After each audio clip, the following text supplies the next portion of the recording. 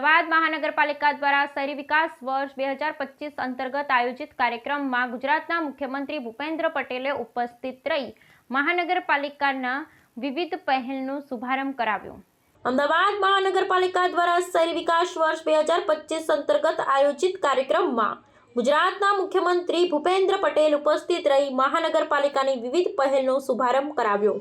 શુભારંભ અંતર્ગત એએમસી દ્વારા તૈયાર કરવામાં આવેલ અર્બન ડેવલપમેન્ટ એક્શન પ્લાન ઉપરાંત policy for good construction practices અને ગ્રીન અમદાવાદ માટેની પોલિસીનું વિમોચન કર્યું।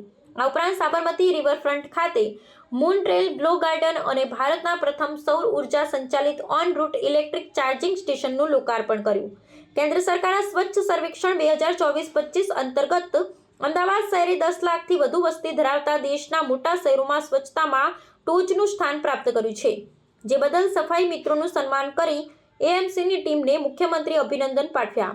આ પ્રસંગે અમદાવાદના મેયર પ્રતિભાબેન જૈન, શહેર ભાજપ પ્રમુખ પ્રેરક શાહ, ધારાસભ્ય અમિત શાહ, સાંસદ નરહરી અમીન, અન્ય મહાનુભાવ અને મોટી સંખ્યામાં લોકો ઉપસ્થિત રહ્યા હતા।